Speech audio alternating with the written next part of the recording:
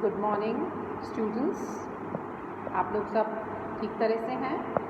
आजकल कॉलेज में वापस रौनक चालू हो गई है क्योंकि स्टूडेंट्स आजकल आते हैं अपने फॉर्म्स लेकर जमा कराने के लिए। और जैसा आप लोग सब जानते हैं कि आप लोग फर्स्ट ईयर वालों को सेकेंड ईयर और सेकेंड ईयर वालों को थर्ड ईयर में प्रमोट किया जा रहा है। फाइनल ईयर के स्टूडेंट्स के एग्ज़ाम्स होंगे और अक्टूबर 1 से नया सेशन प्रपोज्ड है कि नया सेशन चालू हो जाएगा। Let us hope for the best कि कोरोना कम हो जाए और हमारे विद्यार्थी पहले की तरह वापस पढ़ने के लिए कॉलेज में आएँ। हम अपने फाइनल ईयर के स्टूडेंट्स के साथ हर्बर्ट स्पेंसर पढ़ रहे हैं और जिन लोगों ने ये पहले वाला वीडियो नहीं देखा है उनको मैं बताना चाहूँगी कि हर्बर्ट स्पेंसर का सोशल डार्विनिज़्म हम पढ़ रहे हैं। सोशल डार्विनिज़्म मतलब चार्ल्स डार्विन एक बायोलॉजिस्ट थे।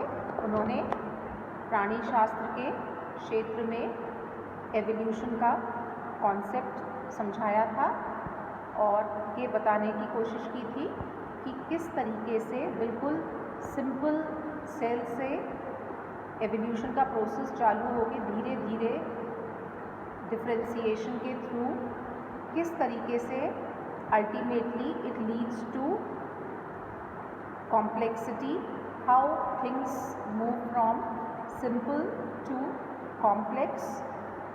इसी सिद्धांत को हर्बर्ट स्पेंसर ने समाज के ऊपर लागू करने का नियम बनाया जिसे उन्होंने सोशल डार्विनवाद कहा।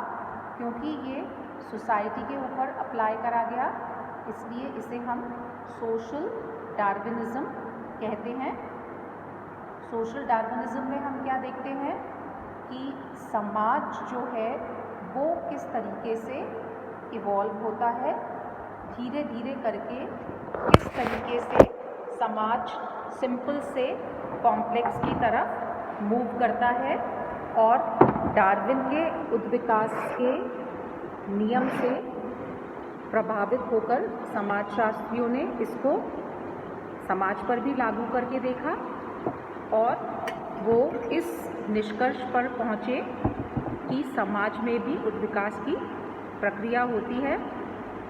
और इस अवधारणा का विकास स्पेंसर ने किया जिनके अनुसार उद्विकास पदार्थ का एकीकरण तथा उसी से संबंधित उसकी गति का आचरण परिवर्तन है जिसके साथ मध्य पदार्थ एक सापेक्षता निश्चित असंबद्ध एक रूपता से सापेक्षता निश्चित संबद्ध अनेक रूपता में बदल जाता है।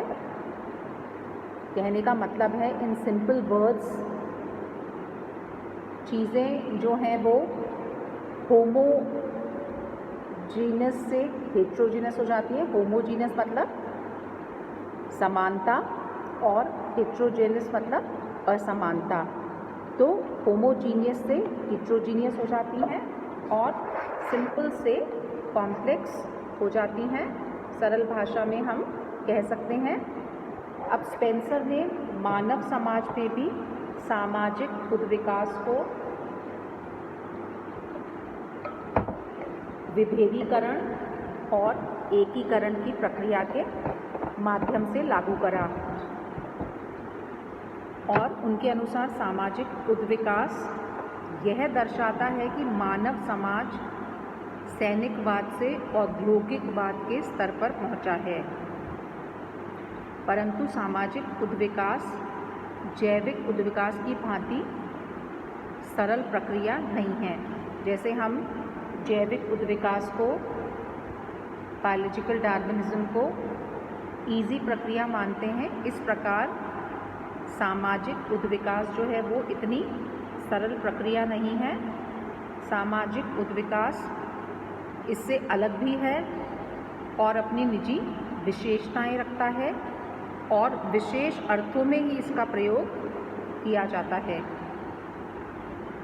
सामाजिक उद्विकास की प्रक्रिया में विश्वास करने वाले समाजशास्त्रियों का कहना है कि सामाजिक सांस्कृतिक तत्वों का विकास निरंतर होता रहता है और विकास के कुछ निश्चित स्तर होते हैं और स्तरों का एक क्रम होता है।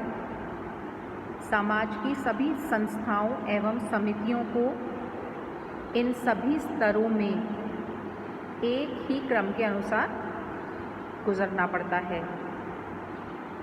तो इस प्रकार सामाजिक उद्विकास की प्रक्रिया में कुछ एक महत्वपूर्ण बातें हैं जिनका हम जिक्र कर सकते हैं। जैसे सबसे पहले हम कह सकते हैं कि उद्विकास की प्रक्रिया निरंतर होती है और धीरे धीरे होती है। It is a continuous process and it is a slow process.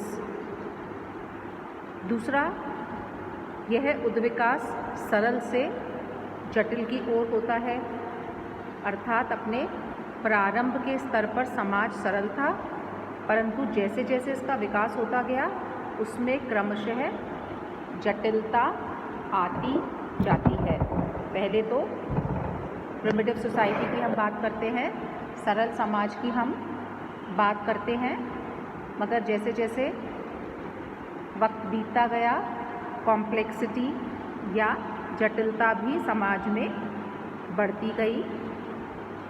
उसके बाद प्रत्येक सामाजिक संस्था का सूक्ष्म निरीक्षण करने पर उसमें आंतरिक वृद्धि की प्रक्रिया देखी जा सकती है। आंतरिक वृद्धि मतलब इंटरनल ग्रोथ। यदि हम बहुत ही माइन्यूटली अध्ययन करें किसी भी समिति या संस्था का तो हम पाएंगे कि उसमें आंतरिक वृद्धि की प्रक्रिया हमको दिखती है। उसके बाद उद्विकास की यह प्रक्रिया समाज में कुछ निश्चित स्तरों में से गुजरती है और ये निश्चित स्तर प्रत्येक समाज में एक ही क्रम में आते हैं। इनका जो ऑर्डर है वो सेम होता है। फिर हम कह सकते हैं कि सामाजिक उद्विकास जो है वो सामाजिक परिवर्तन का ही एक स्वरूप है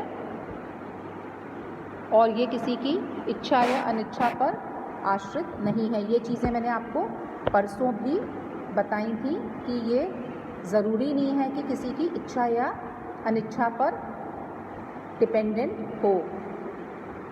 अब सामाजिक डार्विनवाद की जो अवधारणा है वो बहुत प्रचलित रही है, फिर भी इसके अंदर हम कुछ एक डीमेरिट्स देख सकते हैं या कुछ ना कुछ कमियां आलोचना देख सकते हैं। जैसे प्रत्येक समाज के उद्विकास और परिवर्तन में एक जैसे निश्चित स्तरों को मानना वैज्ञानिक नहीं होता है। फिर हम कह सकते हैं कि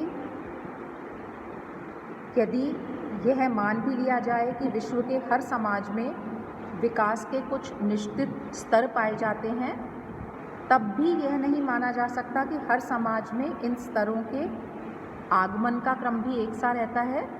वो अलग हो सकता है या वो थोड़ा सा भिन्न भी हो सकता है। मैकाइवर और पेज के अनुसार समान वस्तु से समान वस्तु का विकास हो सकता है, किंतु असमान पदार्थों में विकास की संगति नहीं बिठाई जा सकती। इसके अनुसार मतलब आप कह सकते हैं कि मातृ सत्तात्मक परिवार से पितृ सत्तात्मक परिवार का विकास न हुआ हो, वरन दोनों स्वतंत्र रूप से विकसित हुए हों। अब उद्विकास में आधारभूत इकाई किसे माना जाए, ये एक बहुत बड़ी समस्या होती है कि उद्विकास समाज की विभिन्न इकाइयों पर तो सही बैठता है, परंतु संपूर्ण समाज में नहीं, क्योंकि संपूर्ण समाज में बहुत सारी विविधताएं होती हैं। इस वजह से हम कहते हैं कि विभिन्न इकाइयों पर तो संपूर्ण सही बैठता है मगर संपूर्ण समाज में सही नहीं बैठता। फिर उद्विकासवादियों के अध्ययन का ढंग अवैज्ञानिक होता है। उन्होंने तथ्यों का ज्ञान प्रत्यक्ष अवलोकन पद्धति के आधार पर न करके, आप कह सकते हैं कि थोड़े अनसाइंटिफिक तरीकों से करा है। फिर उद्विकास के जोश में इसके समर्थक प्रसार को भी भूल गए। प्रसार सामाजिक परिवर्तन का एक महत्वपूर्ण कारक है। और लास्टली, मानव समाज में संस्थाओं के उद्गम की और स्वयं सामाजिक जीवन के उद्गम की खोज करना कठिन है। क्यों? क्योंकि इसके बारे में हमें कुछ भी पता नहीं होता है। तो इन सभी चीज़ों के आधार पर बहुत सारे विद्वान ये मानते हैं कि सामाजिक उद्विकास एक अवैज्ञानिक अवधारणा है जिसके प्रयोग में कोई भी सार्थकता नहीं है। तो ये हो गई हमारी कुछ एक demerits of social Darwinism. Tomorrow we shall continue with another thinker. Thank you.